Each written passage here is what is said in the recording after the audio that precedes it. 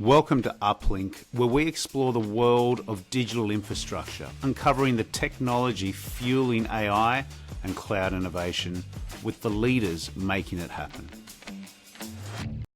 All right, well, welcome to another podcast for Uplink, where we're thrilled to have Marc Ganzi join us today.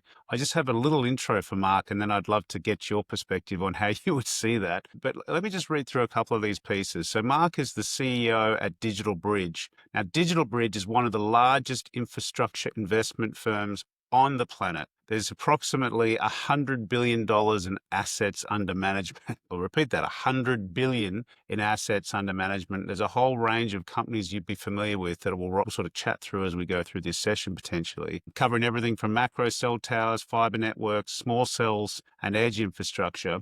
And what's really interesting, and that's Marc by day, but Marc, by evening, he's a competitive polo player. And actually, last time you and I chatted, I saw a lot of the trophies that you've had over what is a lifetime in polo, from what I can see.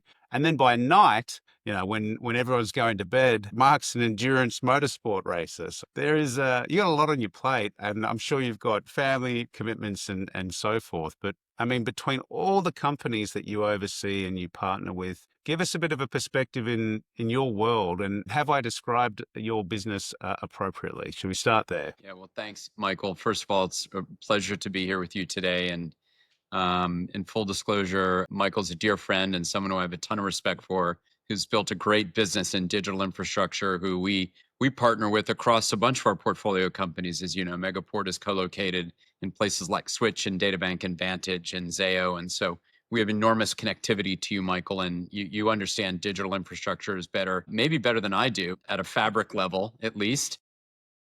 But Well, I we're am very delighted. lucky. We live in your data centers, we procure your fiber, we stitch them all together. It's a good partnership across the board, actually, and Really many is. different Really businesses is. we cross over. And I think it really, let's start there, right? I mean, that's what's happening in the sector today, Michael. I think that there's this, a word that's largely overplayed in our sector is convergence. But actually, you and I have the pleasure and the privilege of seeing convergence every day. Software-defined networking really has changed the landscape of how you can virtualize cross connects, how you can virtualize your presence in a data center. We can be sitting here in Boca Raton, but really I'm co-located in Sydney, or I'm co-located in Melbourne, and then I have access to over 5,000-6,000 cross connects in Asia. That's the new world, right?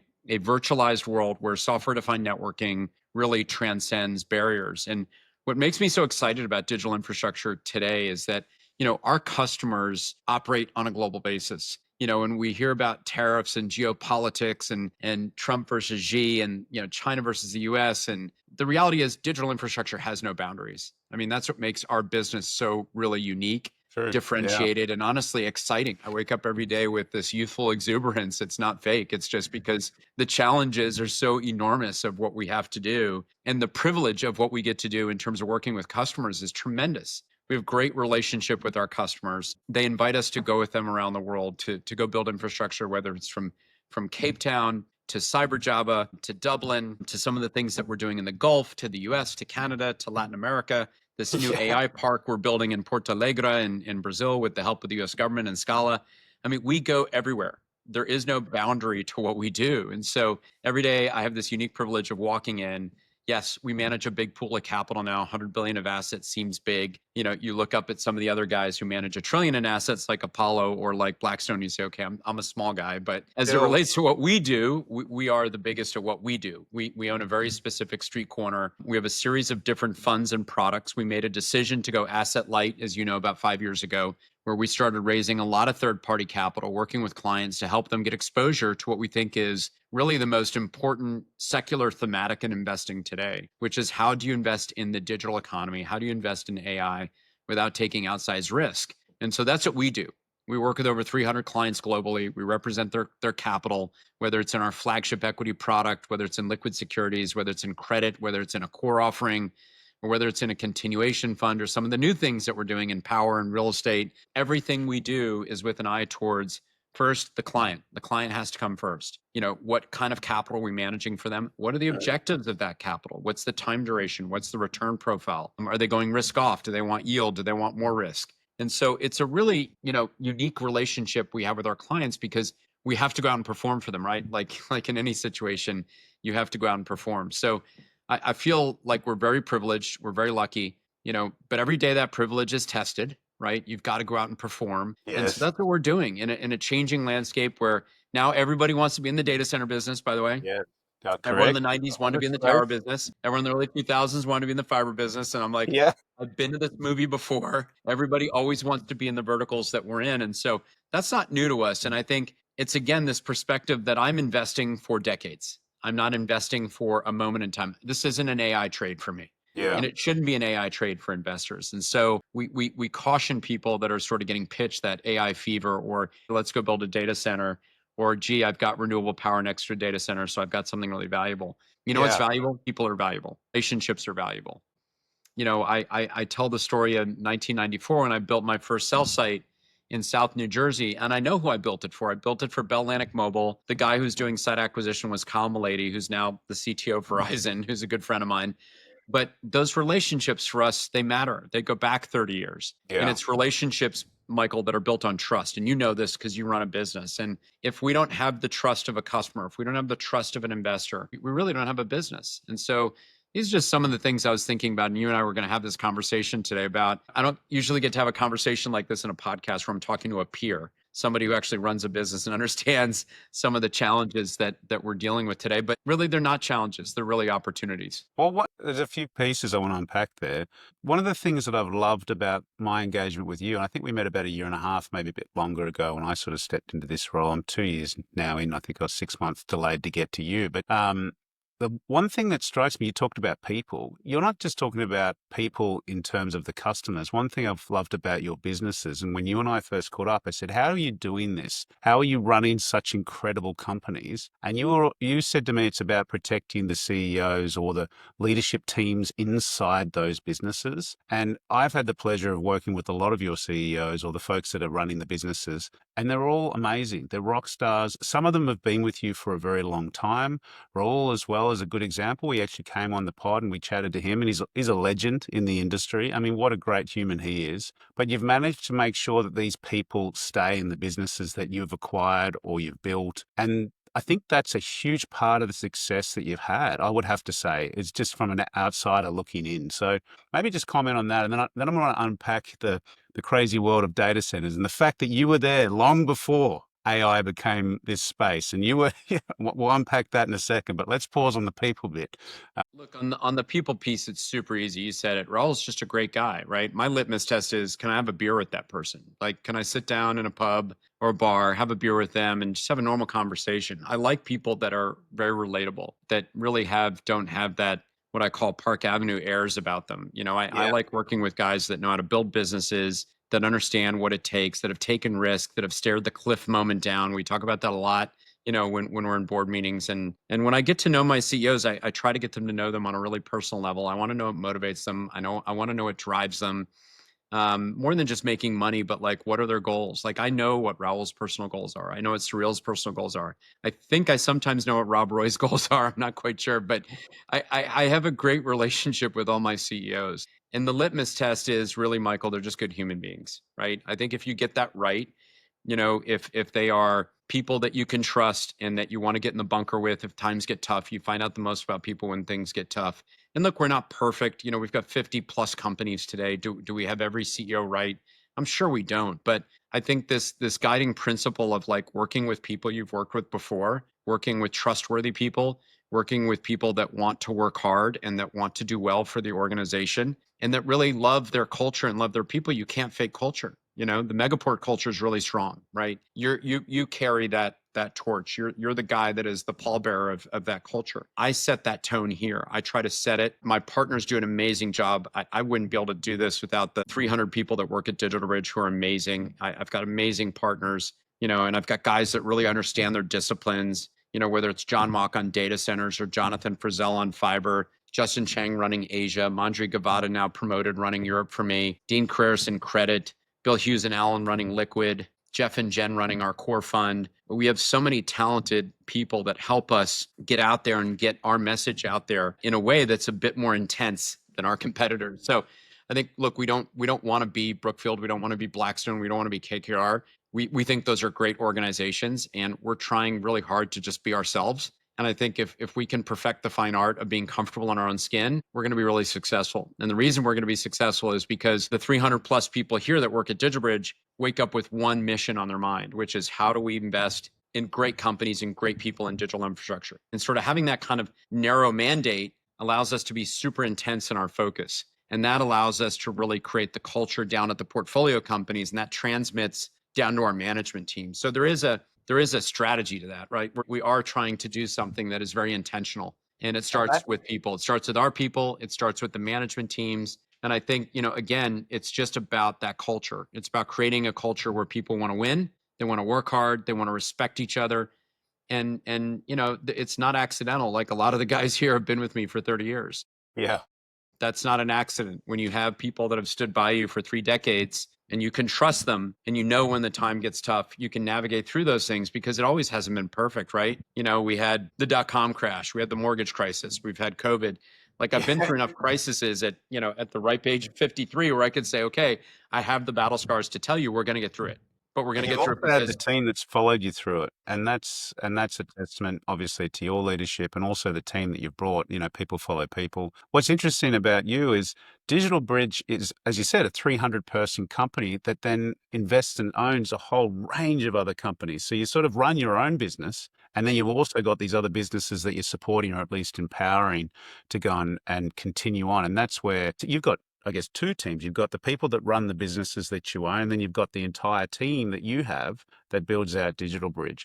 Now, you said a few points there. You were doubling down. I think it must have been during COVID, actually, if I think about it, when most folks are probably, sort of shrinking into themselves or getting very conservative. You were going big. I'm just trying to think of the Switch acquisition and time. I can't remember when that would have been, but that was, what was that, an $11 billion so acquisition that of a data center company that was we public? started looking at Switch in COVID. It was kind of one of those misunderstood REITs. It never should have been a data center REIT. It was a business that was really focused intensively on private cloud environments, and that ultimately what Rob was trying to do was build the most reliable and dependable name in protecting people's data and building an incredible customer experience where you could look a customer straight in the eye and say, look, you're gonna put your equipment with us. It's never gonna go down. We've got Yeah. 100% reliability. That's really unique. And I think Yeah. Rob really cherishes that role that he plays, in the ecosystem. In COVID, he didn't have a lot of fresh capital. As a REIT, they struggled with their free cash flow. They struggled to raise the hundreds of millions of dollars that Vantage and DataBank was raising in a private format. And so we started the discussion with Rob like 5-6 years ago. We said, hey, like, we get it. You've got this massive land bank, you've got this huge power bank, but you don't have capital. And you've got public shareholders that do not understand the enormity of what's coming down the pike. Yes. We do. We want to help you. And so we But started that dialogue, what a and moment in time for you. yeah, it was I mean, great. I what mean, an investment. Right COVID there was before COVID. it was all boom and exploding. Yeah, yeah, yeah. And the outcome for your shareholders must be phenomenal. I mean, from that is a particular one in terms of timing. I mean, a few years later, would have been less than maybe a few years, AI takes off, and then data center becomes the hottest place in the world to be. I mean, Switch was a unbelievable. great situation. People really didn't value the power in the land bank, and that's what we saw. Mm.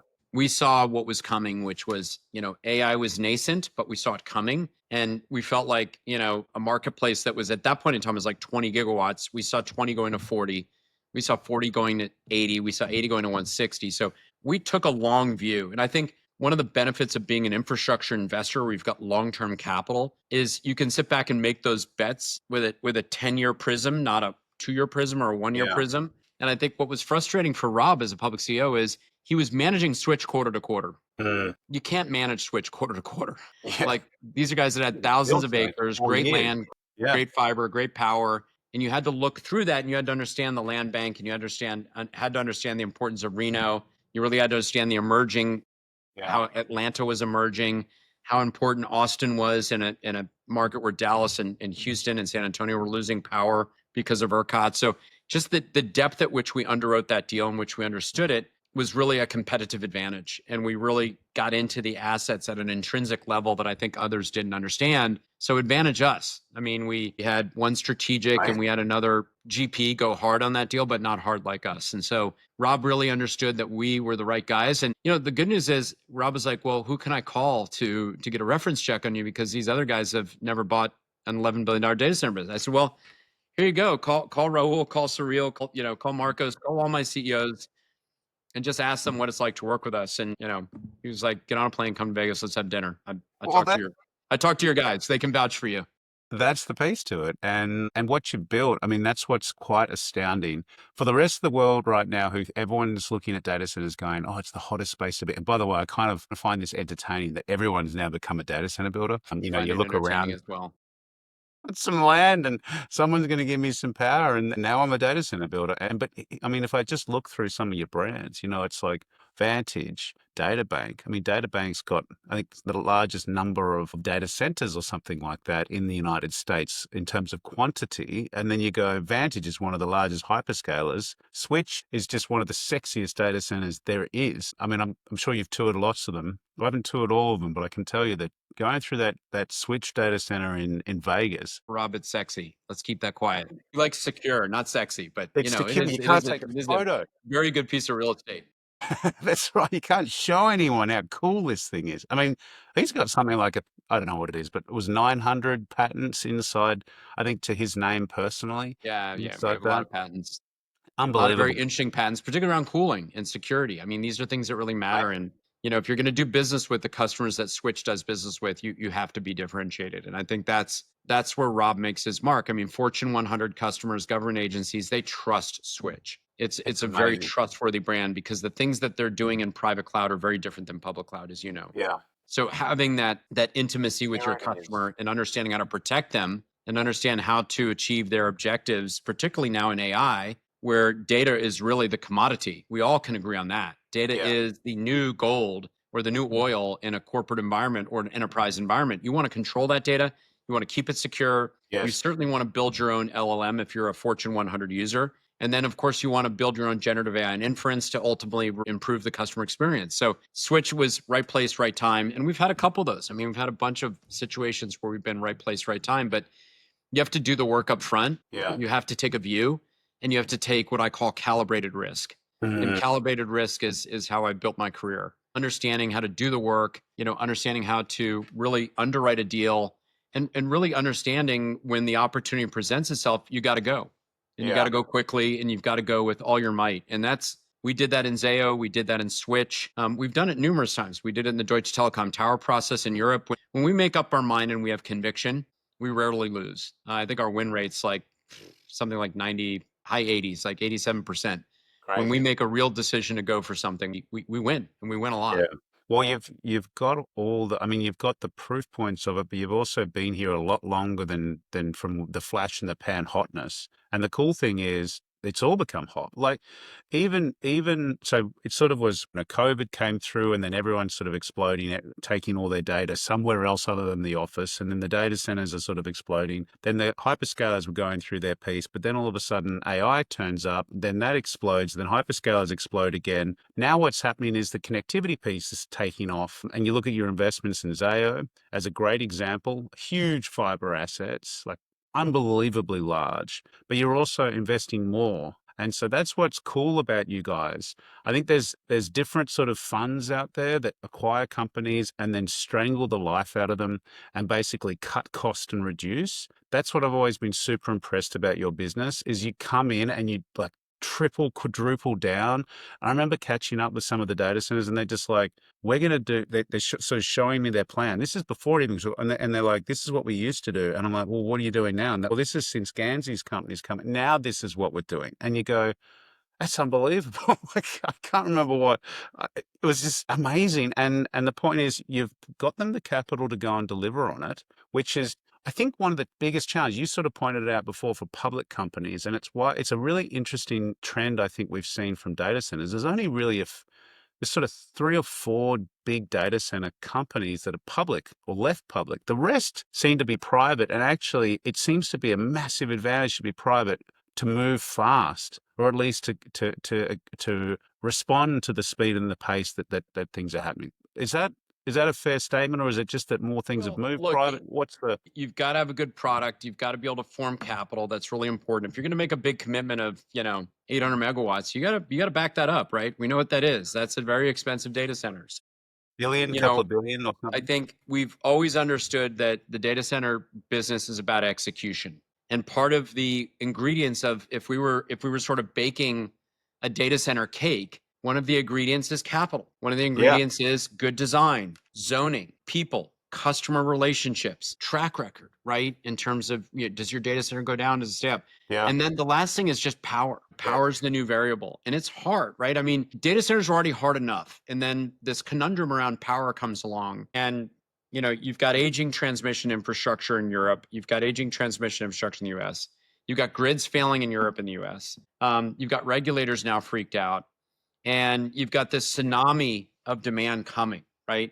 We're only at 58 gigawatts today. We're going to 200 probably, somewhere between like 150 and 300. And you're so saying that's for data the centers? limiting factor is no longer capital, Michael. The limiting Yes, factor is, can you deliver, high power density compute at scale in a very tight geographic region where the customer ultimately needs that LLM, or they need that inference, or they need whatever it is, that edge workload. So I'm now in the distributed power business. Like, I should just put like a new shingle out, which is like, I'm a power guy, because I'm spending an inordinate amount of time on power. And so we believe also there is an abundance of capital, but we also think investors are sort of up to here on data center exposure, and you got to return capital. And ultimately, we've got to bring new capital into data centers, which is what we talked about, what I've been out on the road talking about, whether it was in Qatar last week on Bloomberg, or, whether it's our earnings call. If you don't have power and you don't have the ability to recycle capital, you're in a lot of trouble in data centers. And so yes, if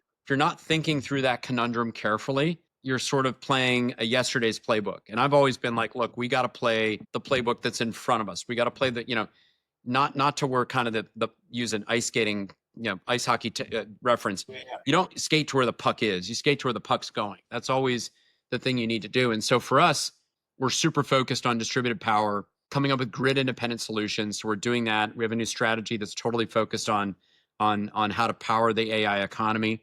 It's going fascinating. really well.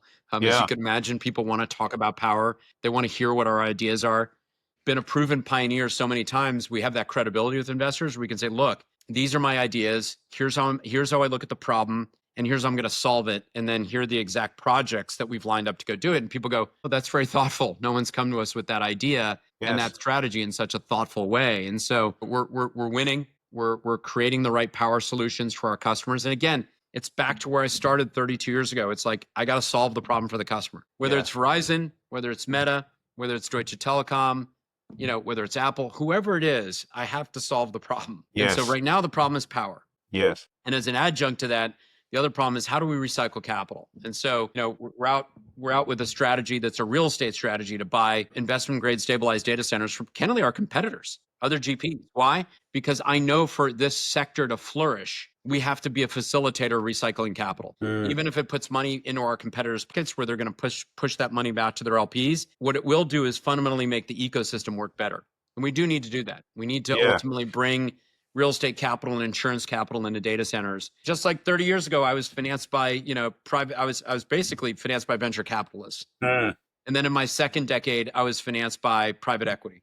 And then the mm, third decade, I was financed by infrastructure capital. And now in this fourth sort of quadrant of the fourth decade of my career, I've got to go out and find permanent capital, whether it's private wealth, whether it's insurance capital, whatever it is. You have to keep evolving. Life yeah. is about evolving. As an investor, I have to evolve. I have to continue to be just slightly, ever so slightly ahead of the curve, because if I'm not, I'm out of a job. It's kind of a scary It's so proposition. interesting to hear you talk about the evolution of what is the capital markets in effect. The power piece I find fascinating, and I love we're sort of touching on a point. One thing I've always looked at is whenever there's a problem, whenever there's a challenge that needs to be solved, what happens if it's a capitalistic style challenge, i.e., in this capitalistic world that we live in, if there's a problem, we can solve it using some form of capital to get to the outcome. Now, a great example to me is power. Power has always been government. It's never been a problem to solve. I mean, there was probably industry over many years that had needed to solve certain pieces, but for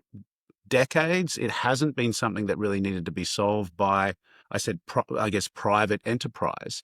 And all of a sudden, now it is. And so what I love about the world is that when there is a problem, the entities come together and solve it. And so what's fascinating is we're now starting to see different forms of power. Either at its very simplest piece, you guys might be getting into distribution, okay, to help distribute or get maybe it's not power gen in certain places, the distribution, but in some places we're now seeing power gen. And so that's a totally new, I guess, line of innovation that we'll see over the next sort of decade is small modular reactors or something like it. What are you seeing in that space? And do you invest in the companies that produce the power now? Is that another path that you could go down? I don't know. Got it. Are we out of time? I think I have to go. Exactly. Yeah, that's right.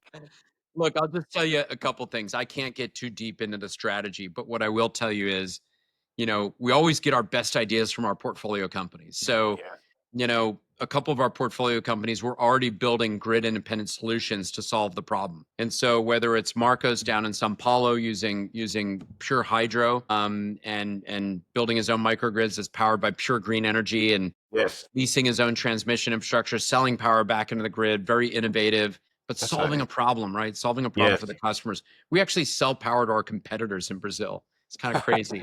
That's interesting. And that's why I think, like, again, if you're thinking in a sector way and not just selfishly for yourself, I've always been a big believer that I've got to bring the whole sector with me. And if I Yeah. do, all boats rise with the tide. And same thing, Switch and Vantage, they've got great ideas, great solutions. And so we've learned a lot around the power business. And what I'd say about power is, there is this great chance to build grid independent solutions where Mm, we can actually take a negative and turn into a positive. yeah. And so, and I think a lot of people kind of get obsessed with like nuclear power and we're going to go build 60 gigawatts and we're going to solve the problem. You can't do that. You just can't say one technology is that silver bullet that solves the problem. We've taken a Yes. very pragmatic approach. We've looked at solar, wind, hydro, hydrogen. We've looked Mm, at CCG. We've looked at LNG. We've looked at existing grid capacity. And I think for us, we have multiple solutions to the problem. yes. And we've been at it. We've been working on this for like 2.5 years, just this Yeah. strategy. Yeah. Same way when we launched our credit business. I spent 3.5 years building our credit business before we launched it. So Mm, we put a lot of thought. And again, that word intention comes back. mm, What are your intentions? How do you intend to be an intelligent and thoughtful investor? Anything that you do it with the right intention. Go do your homework. Be smart about it. Make good decisions. Don't put your capital at risk and hire the best people. And so yeah. in Power, we've done that. We've created something that's really unique. More information will kind of come out as the year goes on, but we definitely know what we're doing. And we definitely know what we're doing is differentiated versus what everybody else is doing. So that's exciting. I'm very excited about Power. I mean, for me, it's like one of those ideas that in my 30-year career, I've never seen something as big as Power. It started kind of narrow. And Yes. then as the problem got bigger, the aperture widened. And that just got really exciting. Well, So it's cool. It's probably a little different to what you've had to get into of recent. I mean, that's what's super exciting about this space. It's constantly changing. But yeah, that is probably the biggest problem on the planet today. And if you look in the future, it will be the largest problem constantly to solve. Can government solve it? Private enterprise is going to be a mix. To your point, there's no not one waiting silver for bullet. government, not going No. to do that. The solutions we're involved in are going to be positive to the base load and to the grid in the US and Europe. So part of solving the problem is putting power back into the grid. Everyone gets that wrong. So our solutions are about being sustainable, but also being a good partner to the grid and being a good partner to government. So I mean, these conversations are awesome. I'm mindful of your time, and I want to hit on a couple of other more personal things because I find them Good. fascinating. Good. We can finish on that. You travel probably more than anyone I know. You go and see your customers, you see your partners, you see the companies that you own. I see you traveling. I see you presenting and actually uplifting the industry everywhere you go. I don't know how you do it in terms of time, just running those businesses, but somehow you find the time to be a very competitive polo player. Now, we're not talking about water polo. We're talking about riding horses with a big mallet, swinging it around and hitting a ball. And you've been doing this for some time. How on earth do you find the time to do both of those pieces? Tell me a little bit about the polo piece, 'cause I find it's a fascinating sport. I wouldn't call it the safe sport. Yeah, that's been highlighted by a few of my investors. They're like, that's not exactly a safe sport. Oh, there's the other one. Then you've got, oh, Yeah, if you don't look, like that, we'll do motorsport. Like, for me, it's really simple. The sport's been in my family for over 30 years. My dad played for a long time. I grew up in Colorado. My family was in the steakhouse business, so we had a huge ranch in Colorado. I grew up riding horses, cutting cattle. So I've always had horses were around my orbit and around my life. It's always been a part of my family and a fabric of what we do as a family. It's a great sport because you can play as a family, and so sometimes, for us, we can get 3 generations of Ganzis on the polo field. That's really kind of pretty cool. My dad's retired now, so that doesn't happen. My kids play, which is exciting. They're both really good and they're very competitive. And look, I think the fundamental thing about it for me is really twofold. One, I think it's important to be competitive. I think you have to have something that keeps you sharp mentally. It is a sport that requires a lot of fitness and it requires a lot of mental acuity. And also, as the owner of the team, you get to pick your players. So that's a bit of a chess match. You got to figure out how you're going to build the right combination. And so I've been able to win at the highest levels there, which has been exciting. I can call myself a national champion, having won the U.S. Open, which was really exciting, and that took a lot of organization. And that's the second piece, which is the organizational piece. If you want to win, you have to be super organized. It's just like business. Polo's a bit of a sport that was played many, many, many centuries ago by Genghis Khan, and it was considered an extension of the army. And so it's a very tactical game. It's a very fast game. It is a little dangerous, but ultimately it keeps me really sharp. And the organization that we've built to be competitive is a strong one, and it's indicative of what I've tried to do here at DigitalBridge, which is you build the best organization, go get the best horses, get the best people, find the best people that are expert in their positions, put everyone on the field, and create a battle plan and go execute it. And so there's a lot of parallels so to many. polo that there is to business. And it's taken me to some great places. Churchill once said a passport, polos are your passport to the world. He's right. I've had the chance to play, all around the world, which has been really exciting. Enjoy it with my family, and yeah, that's It's not kind an of easy all sport I'll to say play about all polo. around the world. I mean, you got to Sorry? get. Do you take your horse with you? Is that how it No, works? no. Sometimes I do. I mean, I've taken my horses to England where I've competed for our country. Big. Basically, the Ryder Cup of polo. I was the captain of the U.S. team in the Westchester Cup a long time ago. Shipped my horses to the U.K. with the U.S. team, competed. Wow. It was a big honor to do that. Were And they go on a I think he plane was Prince. or are He they was on? Prince Charles at the time. Now he's King Charles. But taking a trophy from him was pretty unique. So No these are way. good moments. I've had a great career. I've had an amazing life. You know me, Michael, really well. You heard me say this before. I feel like I'm the luckiest guy in the world. I get to do what I want to do. I've built a great company with some great human beings. I've gotten to travel the world. I get to do the hobbies that I enjoy doing. I just, I feel very privileged and Phenomenal. very lucky. Well, dude, you've maximized every part of it, and you've also enabled yourself to both somehow have a personal life and actually build some cool what is a team as well. And I know that there's another team. I won't go into it because I think that's probably well, actually, I do want to ask you one last thing before we go Got because one that more was such bullet a left. good way to. What's that? You got one more bullet left. One more bullet. And the only reason I want this bullet is because I love this bullet is motor racing. That's the last piece. I didn't know that about you. So I knew about the polo, but the motor racing piece. That's the other piece you've managed to stitch into this thing. Is that, is Well, that still? it's not something that I do today. It's something that I get to watch Surreal do at a very, very intense level. So I get to sort of live that through Surreal, but I do enjoy it. I enjoy motor racing. It's really interesting. If I could have a dream situation, Surreal and I would own an F1 team together. That's definitely on our joint Time. bucket list. He and I Still have always time. talked about that. We looked at buying an F1 team that was in bankruptcy like 6, 7 Hey. years ago, and now it's worth like $500-600 million, and we just missed on it. But it's again, it's a lot, for Surreal. I think for him, it's like polo. Like you have to be tactical. You have to have a good organization. You have to have a good car, which is like for us, you have to have good horses. I think again, really, really top CEOs, you're going to find they have a hobby, and it's going to be a hobby that is very involved. And the top executors are going to be good at it because it's what they know. They know how to get organized. They know how to train, and they know Yeah. how to prepare, and they know how to go win. And those are the same principles we apply, whether it's Advantage or Switch or Vertical Bridge or any of the business we own. You got to have a plan. You got to have the capital. You got to have the people. And then you've got to have the know-how to go out on the track and execute, or on the polo field and execute. And I think whether it's motor racing or polo, you've really, it's all the same principles, right? At the end of the day, Such a great there's no paradigm. magic to this. It's preparation, hard work, practice, right people, right place, right time, execution. Yeah. I mean, the horse is almost like the product. The human is like the human in business. The plan is like when you get together. The hustle and the drive is like when you get on the field and play together. So it is. There's a lot of synergies. Well, Mark, I appreciate you, man. You gave heaps of your time, way more than I expected. I just want to thank you for joining. Thank you for what you've Thanks, done for Michael. the Appreciate industry. it. Thank you for being a Sounds like great partner to exciting. us too. You're an amazing partner, and we're always delighted to work with you. So thank you. I appreciate it. We're going to watch you close some of these exciting announcements that I suspect are going to come. Really, really cool. So I appreciate you. Thank you, man.